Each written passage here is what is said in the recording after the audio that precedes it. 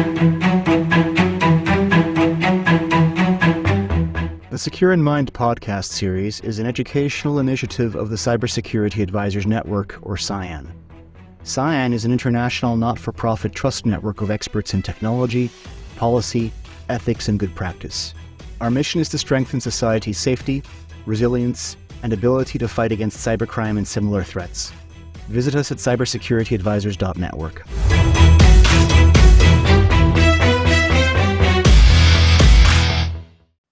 Hello, my name is John Salomon. Welcome to the latest installment of the Cybersecurity Advisors Network Secure-in-Mind video conversation and podcast series. In today's episode, I am joined by Kojo Osei Amoyaw-Osei. My apologies. A colleague of ours from EM-Lyon Business School in France. He was working on, the MSc in Cybersecurity and Defence Management. He's not the only person from this program who is involved with CyAN. It's always good to see folks from EM-Lyon join us. We have a pretty extensive relationship with a number of people from that school. So welcome, Kojo. Today's topic, we're gonna turn it around a little bit, because usually it's me asking the questions and we have a conversation.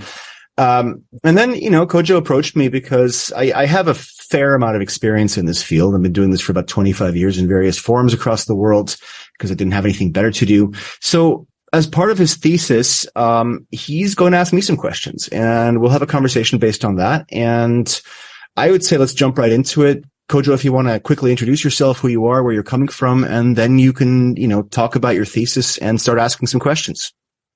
Okay, sure. Thank you, John, once again for giving me this opportunity to speak to your many viewers and listeners. So my name, as you said, is Kojo Osei Amoyaw-Osei from Ghana. I came doing my master's in Cybersecurity and Defence Management at EM-Lyon. I have a background in IT application development and a little bit of IT consulting. So my goal for doing this master's is to help bridge the gap between cybersecurity and businesses. My time spent in the business world has seen that there's been a little disconnect between businesses and their cybersecurity.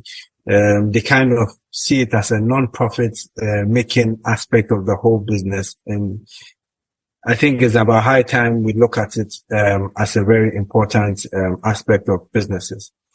So that led me to my project, my thesis, that is the data paradox facing businesses. So as a cybersecurity consultant, my goal is to ensure that the confidentiality, integrity, and availability of an organization's data, assets, and human resource. So looking at those three aspects, the data, assets, and human resource, I decided to put my focus on the data aspect of that. So ensuring confidentiality, integrity, and the availability of data. A lot of businesses tend to put their focus on the assets and the human side, and put a little bit of effort in the data side. So during my research, I came up with, I found three paradoxes that are affecting this data aspects for businesses. So that is the personalization paradox, regulatory paradox, and the trust paradox. So the personalization paradox, which it emphasizes the challenges organizations face in striking a balance between leveraging customer data to deliver personalized experience and whilst respecting their privacy preferences. And then the regulatory paradox highlights the challenge of balancing regulatory compliance with organizations' data-driven strategies and innovative efforts. And the final paradox that I found, that is the trust paradox. It underscores the need for organizations to earn and maintain trust by adopting transparent practices and implementing data security measures to ensure that they have the trust, the full trust of their customers. So today, I was able to get the opportunity to interview John, who has an extensive track record in this field to give me his opinion on these topics. So that's what I'm here. I appreciate your confidence, but I think you're being too optimistic. But I'll do what I can. So maybe let's jump right in. Okay. So we're first going to have a little chat about the personalization paradox, which I explained. It revolves around balancing personalized experience with user privacy concerns. So, in your opinion, what are some of the challenges that business face in providing personalized experience to customers whilst respecting their privacy and data security? I think there's two main issues right now the businesses face, and the first one is data breaches and loss of customer trust. Because let's face it, the regulation and even cultural attitudes towards large tech firms and how they collect data have been way behind the technological capabilities of such companies, whether it's Google's, Facebook's, Uber, whatever of the world. We're still only figuring out that our data is valuable, and we're doing it for free to these organizations. And, for me, a major driver in the future, in my utopian future for cybersecurity, which as you've said, costs money, doesn't make money, is that people will start better trusting companies that are proven responsible stewards of their data. We're very far from that. People are still giving information for free to the companies. But I think as we see more massive data breaches, with, hundreds of millions of records exposed and leaked, being used in ransomware attacks, being used in blackmail attacks, people will start reacting more and more to that. Media starts understanding what that means. And so that's really the first challenge. If you can't secure yourself sufficiently, and there is no such thing as perfect security. It can always happen.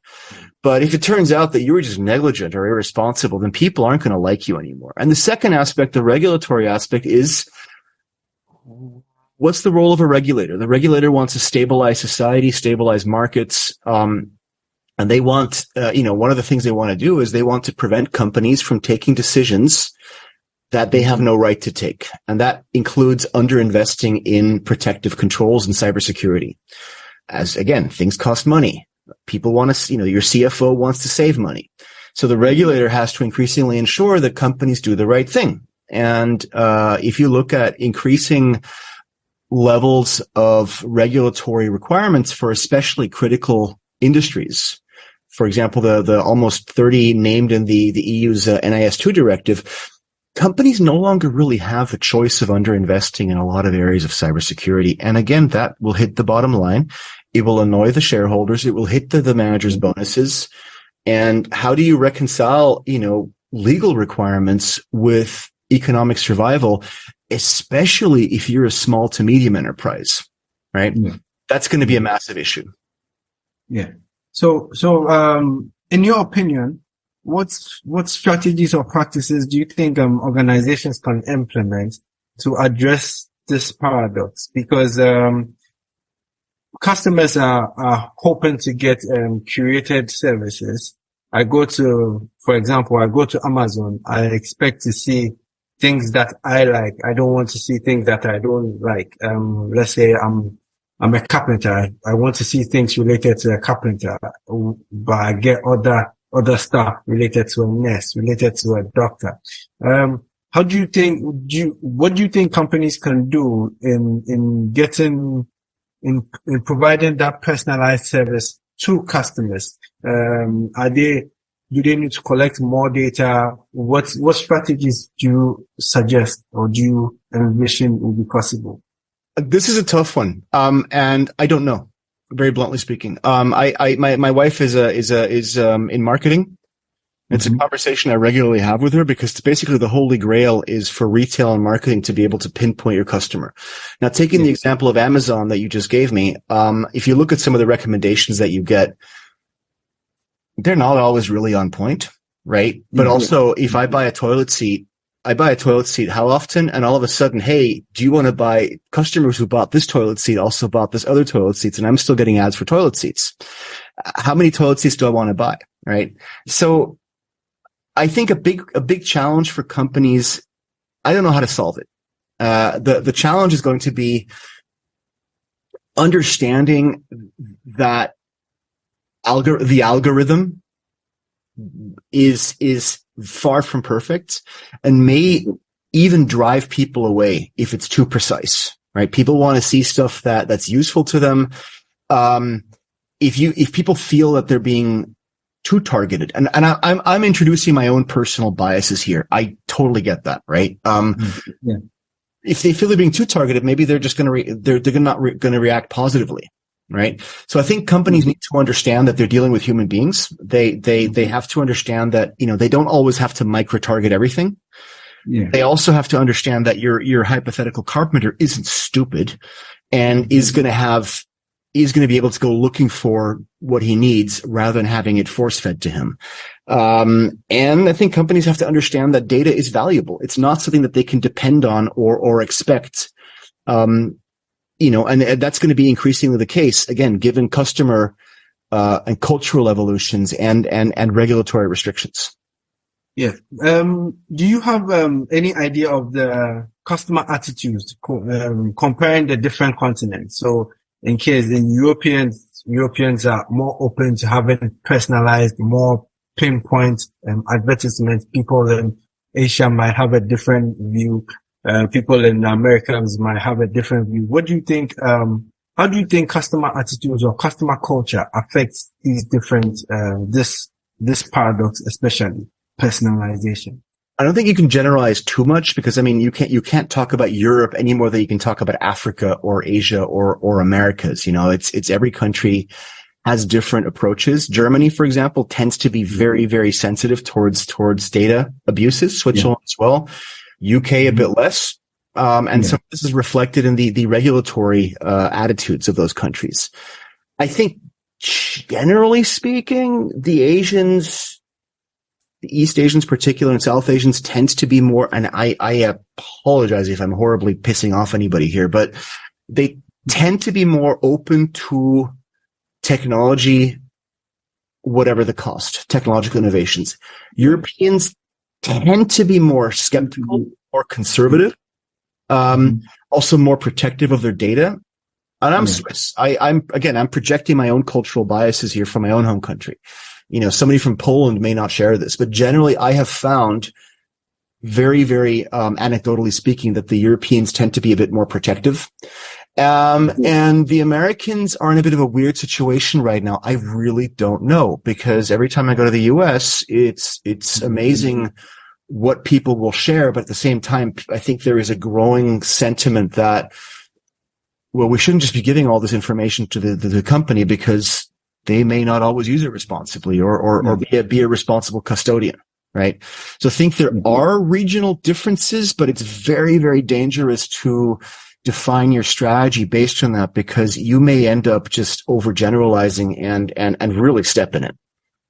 Yeah. Don't you think it might pose, like you said, it might pose a bit of challenge to the companies when they are coming up with their solutions? Because you're looking at, a group of people who are very conservative. You look at another group of people who are open to having that. So in making their services, do you think they might face any challenges in balancing all those concerns together?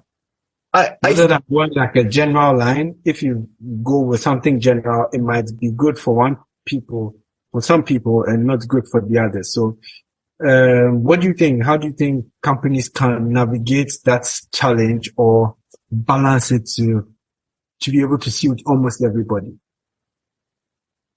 Again, I have to be very, very careful here also, because when we talk about companies, we can talk about B2C, we can talk about B2B.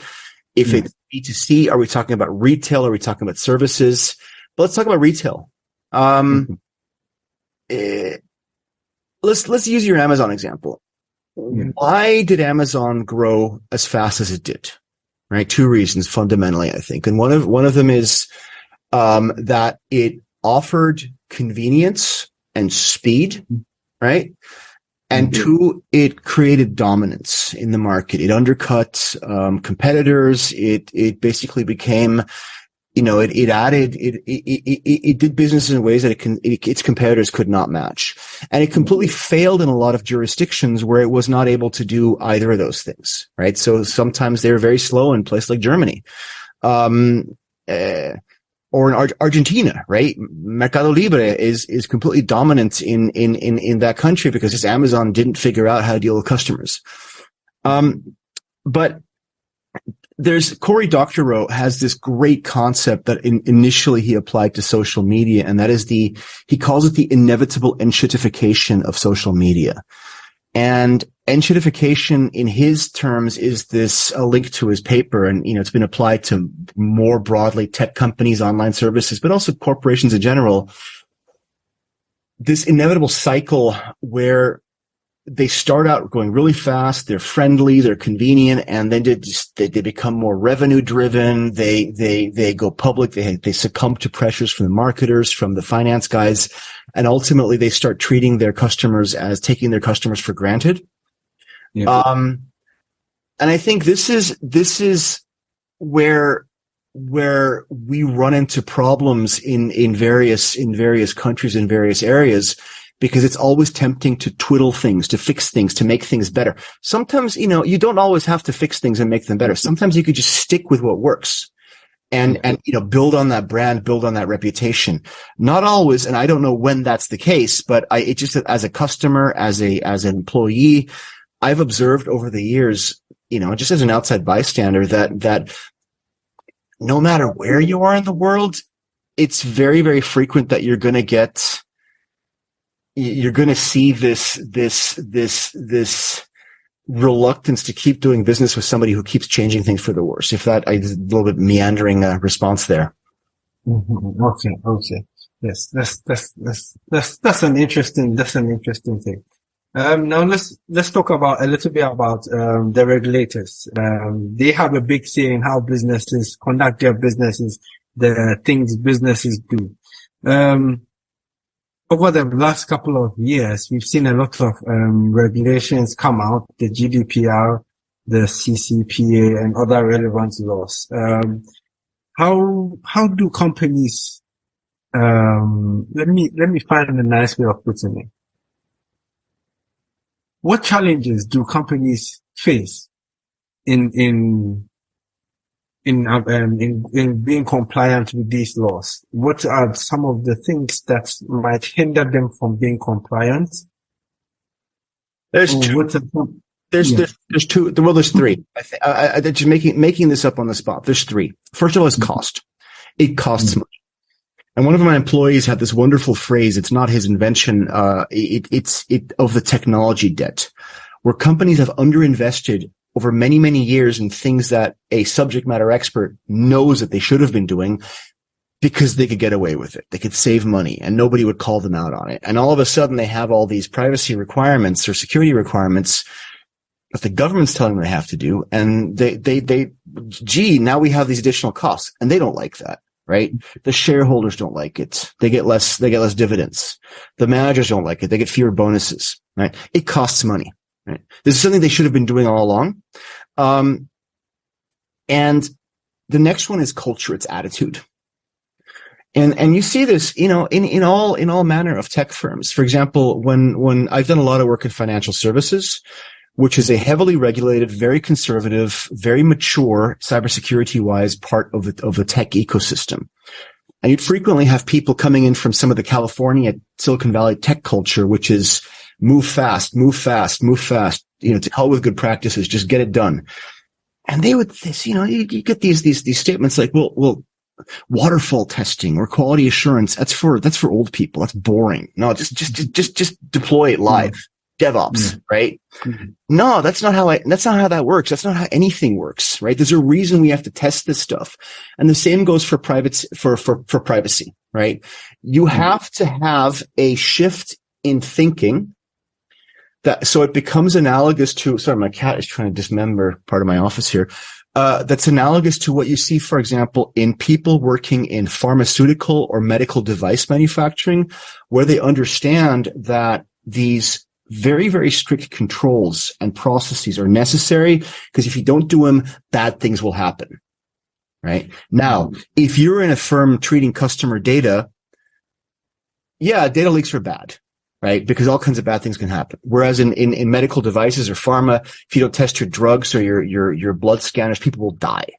So the consequences aren't quite as bad. But I think that level of thinking, that level of responsibility, it's a little naive and idealistic of me to say this, but we have to have an increasing level of, I think, social responsibility at management level and at all levels of the company, but led by your CEO and led by the board, that we have to do these things and we have to ensure privacy, not just to tick a box, but because it's the right thing to do.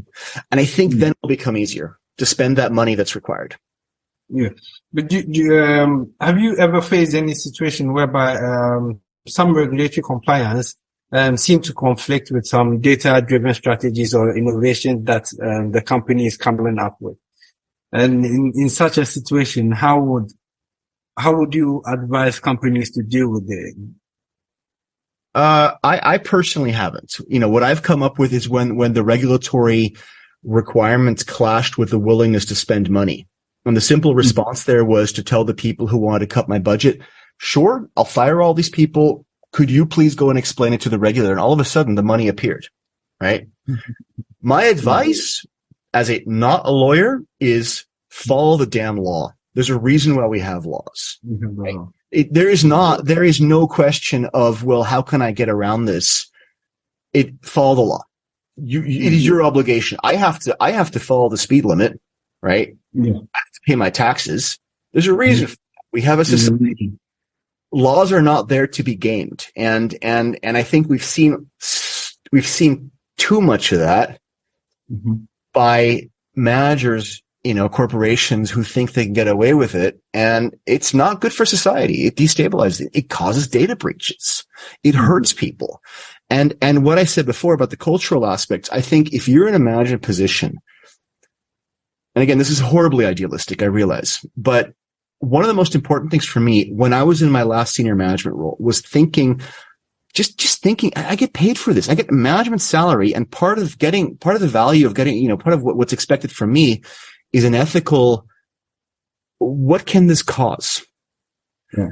Most people in management roles, they're not bad people. There's a couple of, sociopaths, I guess, but sometimes they're scared or they don't think that far. They're too stressed, but just think about what damage could it cause if we don't do this?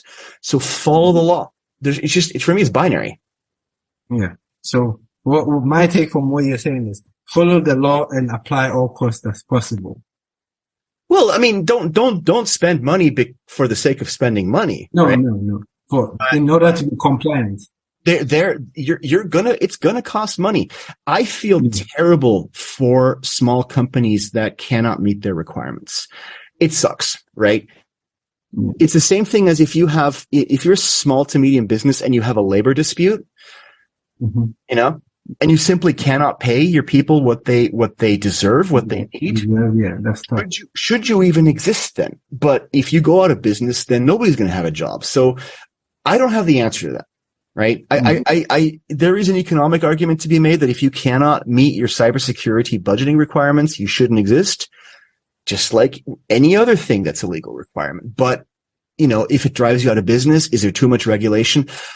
I don't have the answer to that. And that's a discussion we're going to have in 50 years still. Yeah. What do you think about the regulators? Do you think they are being proactive or reactive? Because, unless a data breach occurs, nobody's going to look in your systems. Very reactive, but it's changing. I think the European Union and certain U.S. state regulators ahead of them, particularly in New York, in financial services, and California in terms of privacy, have gotten the message that they need to start putting these rules in place. And I, as a cybersecurity professional, I welcome regulation if it's principles based, if it's actionable, if it's not just prescriptive and dogmatic. MAS, Monetary Authority of Singapore, Technology Risk Management Bulletin, is not a regulatory rule. There are now regulatory rules that incorporate these risk management practices, but a very, very strong set of guidances for financial services firms. Made sense, right? They're documenting everything that you should be doing anyway, right? Okay. And this was, I think, for me, one of the strongest, earliest, and best regulatory sets of guidance to get ahead of potential problems. In the European Union, especially with the Cyber Resilience Act, with NIS2, with DORA, in New York, financial services with NY State DFS, I believe it's 500 CRR 23. I forget. I'll link to it. I think they're realizing now that they have to be proactive, that they have to create these, again, not dogmatic controls, but principles that companies have to follow, and they're learning. A lot of jurisdictions aren't quite there yet, and they'll take a while. And hopefully the EU and the US leading the way, and Singapore leading the way in financial services, will act as kind of an inspiration that other jurisdictions can essentially copy from. Okay, let's branch a bit and let me ask this question. What do you think? Do you think AI will have a role to play for regulators in regulating organizations, or for organizations to stay on top of their compliance measures? What do you think? Oh God, the AI question. I hate them. This is the total option. I will call it automation, because I think AI is a horrible buzzword. And I think, yes, absolutely. Because in AI, what are the main areas? And that's basically interpretive. It is automation, decision-making assistance, and its generation. Now, the generative AI aspect doesn't really concern us that much, right? Yeah. But the interpretation and decision-making, I'll give you an example. I'm a small investor in an Israeli startup that uses they actually have an AI data scientist in their leadership team. And the idea there is that they help you intelligently fill out supplier risk management questionnaires, right? Okay. I think increasingly clever mechanisms, let's call it that. Instead of AI, let's say ICM, increasingly clever mechanisms. Yeah, ICM. Clever automation mechanisms. That's my new buzzword. We're not going to call it AI anymore. Are going to help all companies to meet their requirements. They're going to help them go look for information, for compliance information. Help, not replace, but augment and strengthen risk analysis and risk assessments. Help suggest decision outcomes, and then do the mechanics of filling out these questionnaires and doing all the risk, the compliance, the stuff that takes humans a lot of time right now. Yes, absolutely. And I think especially for smaller, less capable organizations, less well resourced, that can be a game changer. For regulators, I think it's going to be similar, but on the audit side and on the information receiving and processing side. Because, for example, right now, if you have an obligation to report cybersecurity incidents, okay, you report one. What is the receiving party and the government cert or the regulator or whatever going to do with that? Are they processing it? Well, no, they're going to be overwhelmed by it. So this will help you. These ICAM, they're going to help you process that information and do something about it and suggest a course of action. And I think that will make the whole process more efficient, because it will create, we can make the underlying requirements ever stricter and ever more extensive if we create an abstraction and automation layer between the humans and those requirements, rather than just throwing more warm bodies at the problem. Build automated assistants that help us manage the workload. And I think, yes, that is going to help a lot. Yeah. Okay. And, but definitely it's going to add to the cost of the business cost of operations, because then AI is a bit expensive now. So then will companies be very interested to go into it? I don't think so, because right now, you have to hire more people. You have to you have tons of paperwork. You have archival requirements. And essentially, if you are buying one of these services, you're just buying a software license and paying the power cost. Okay. I think initially, yeah, I think before these things become more capable, it's going to drive up costs, regulation, but the actual implementation of these mechanisms, I think it's going to help companies keep the cost down. What I'm really concerned about is that companies see these things as, oh, wow, we can really cut budget and get rid of all the risk assessors and the compliance people. No, you can't do that. You need the experts. You're still going to have to spend money on them, but those experts are going to be able to move much more and work much more efficiently. Efficiently, yes. Okay. My next question is a bit obvious, but I'm interested in your examples and your observation. So, in your experience, how has data security and privacy breaches affected the trust between business and customers? Oh, both. So the media. It's actually a good thing. The media and regulators less, but the media mainly. Customers see these massive data breaches. I mean, losing 100 million records just beggars belief. Right? I mean, it just absolutely people cannot process that level of information. But the more they see stuff like this, the more sensitive they may get eventually. Again, I think we're far from being there. Yeah. But I think they start expecting companies to actually be a bit more proactive, and they may be a little bit less trusting. Right?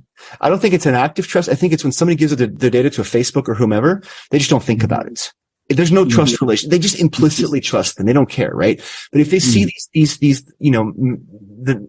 their local news site reporting on this massive data breach, they might become a bit more sensitized to it. And if they see regulators increasingly, implementing these rules, well, people start thinking, well, why are we having all these laws?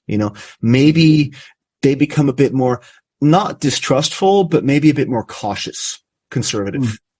Okay.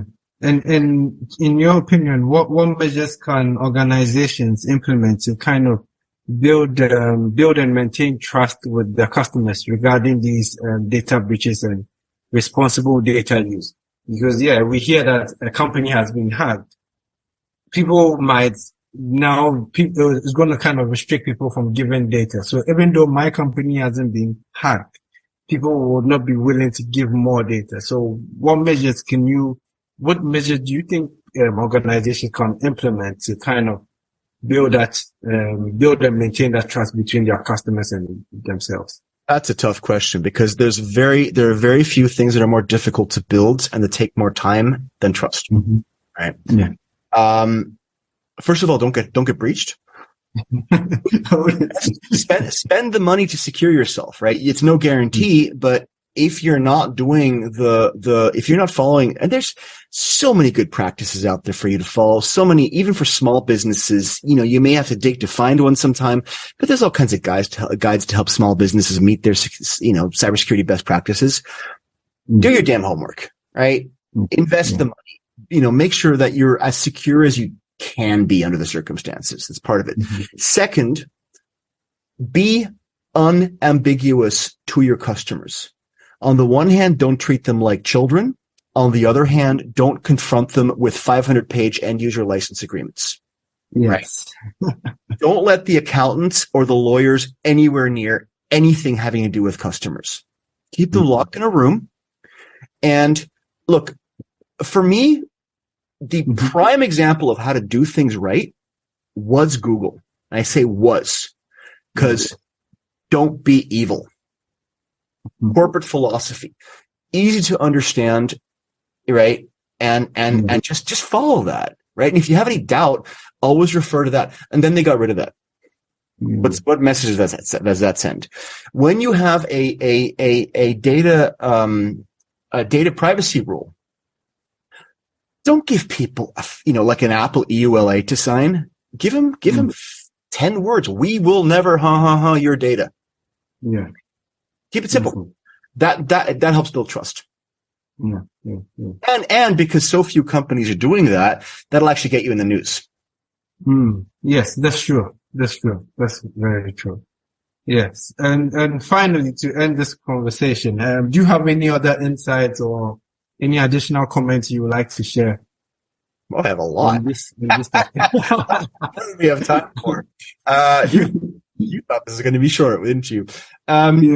Look, first of all, a piece of wisdom that our finance guy in a previous role once told me, and this is this is really stupid, but things cost money, right? Never save money on shoes, right? On buying quality shoes, right? Yeah. Never save money. Never try to save money on buying quality tires, and never try to save money on quality cybersecurity. There's a reason why really good InfoSec people cost money. It's because there aren't a lot of them. I didn't say us, I said them. They take a long time to educate, to train, to get the experience going. When you pay them a lot of money, trust them, listen to them. You listen to your lawyer, don't you? Listen to your accountants, listen to your cybersecurity guys. Again, there's a reason for that. It's worth it. It will prevent you from running into all kinds of problems. The second thing I would say is train people, educate, mentor younger people. This is disconnected from some of these topics, but it connects you more, gives you a pipeline of talent, and makes sure that you have the people that will protect you.